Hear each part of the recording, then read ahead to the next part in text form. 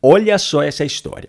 A Polícia Federal, atendendo a uma determinação feita pelo ministro da Justiça, Ricardo Lewandowski, instaurou um inquérito para apurar a conduta de uma mulher que, no dia 8 de abril deste ano, utilizou um megafone e chamou Lula de ladrão em frente à residência do presidente no bairro Alto de Pinheiros, na zona oeste de São Paulo.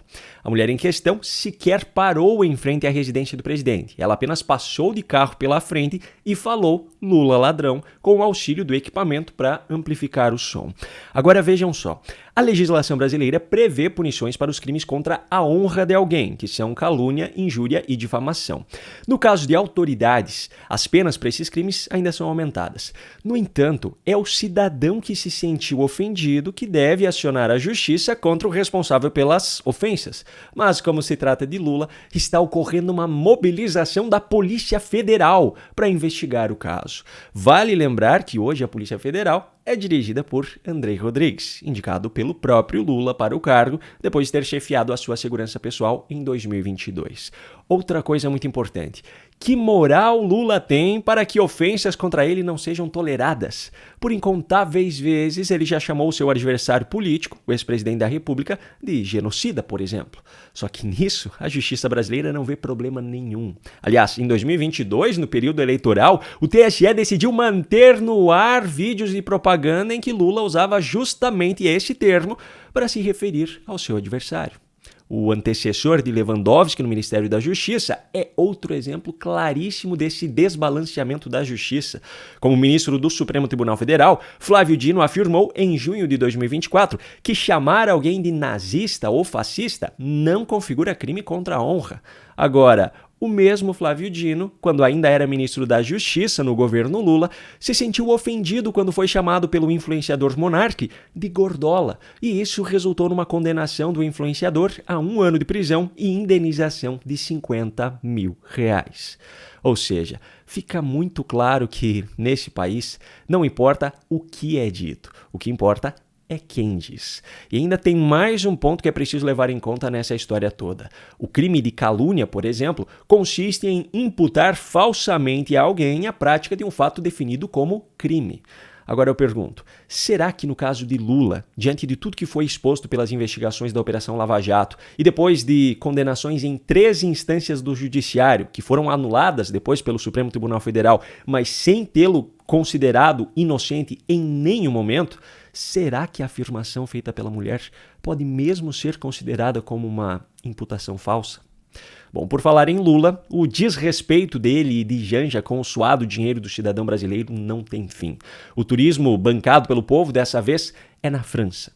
A agenda oficial do presidente inclui reuniões com o presidente francês, Emmanuel Macron, e também participações em alguns outros eventos. Mas, para isso, para começo de conversa, Lula levou consigo mais uma vez uma extensa comitiva que, como sempre, é inteiramente sustentada pelos cofres públicos. Além da primeira-dama, Janja, acompanham Lula nessa viagem 8 ministros do governo, 3 senadores, 4 deputados, o comandante da Marinha, 2 presidentes de empresas brasileiras e ainda o diretor-geral da Polícia Federal. E para aqueles que acham que essas comitivas são extensas para que mais benefícios sejam trazidos ao país, eu faço questão de lembrar que no funeral do Papa Francisco, por exemplo, enquanto mais da metade dos países tinha apenas 1 ou 2 representantes, o Brasil tinha 20. Isso considerando a lista oficial divulgada pelo governo, que omitiu nomes como o da namorada de Barroso, por exemplo, que também esteve nesse mesmo voo. Mas essa viagem à França ainda tem alguns detalhes especiais, pois o desrespeito com o dinheiro do povo, nesse caso, ainda tem alguns requintes de crueldade. Ontem, a primeira-dama, Janja, foi a um desfile de moda ao lado da primeira-dama francesa em Paris, no Café de Rome. Olha só a elegância da madame ao sair do hotel, pago com o nosso dinheiro, para se dirigir aos veículos também pagos com o nosso dinheiro. Dona Janja, boa noite. A senhora pode Boa noite, aqui em Paris, Dona Janja? Só uma palavrinha pra gente. O evento em questão foi organizado pela Apex Brasil, cujo presidente viajou junto com a comitiva brasileira, no mesmo avião, e teve a participação de 5 estilistas brasileiras. Além disso, o evento ainda tinha uma experiência sensorial gastronômica inspirada nas tradições do Brasil, que ficou sob responsabilidade de uma chefe de cozinha que é amiga pessoal, adivinha de quem? de Janja.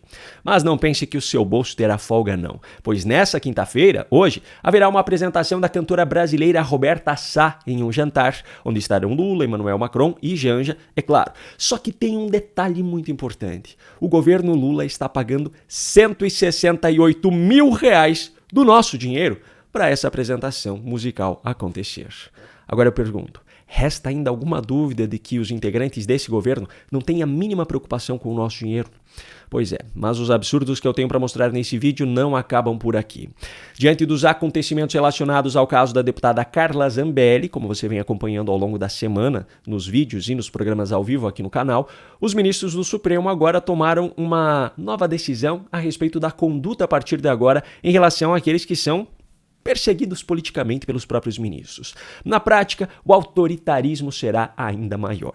Quem revelou essa nova decisão, que por enquanto está apenas nos bastidores, foi uma das pseudojornalistas da Globo News. Afinal, eles sempre ficam sabendo de tudo primeiro. Então, assim, como ainda havia recursos, a apreensão do passaporte não era, digamos, uma regra. Mas depois da fuga da Zambelli, e esse é o lead, a apreensão de passaporte deve ser adotada como regra geral.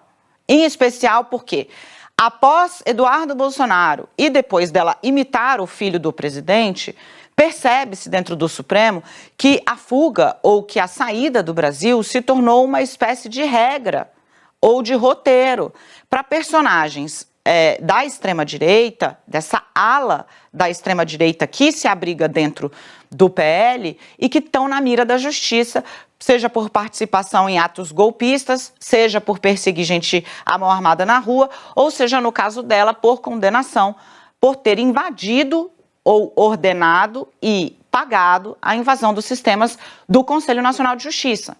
Então, agora, assim, o que a Zambelli conseguiu de fato? Isso eu acho importante dizer aqui para vocês, tá? O resultado prático, o produto da ação da deputada Carla Zambelli, para quem enfrenta processos no judiciário brasileiro, é o de recrudescer a vigilância sobre os personagens que estão sob investigação. Então, a apreensão do passaporte, regra geral, é assim que está o entendimento no Supremo hoje, né? Para Bolsonaro, o que vai acontecer? O deputado Lindbergh Farias já foi pedir que o Bolsonaro use tornozeleira eletrônica. O Supremo vai conceder? Não, mas a vigilância vai aumentar. Agora eu pergunto, depois desse, qual será o próximo passo? Prender preventivamente qualquer pessoa que se identifique como sendo de direita, sob a justificativa de que um dia ela pode representar um risco para essa narrativa de democracia?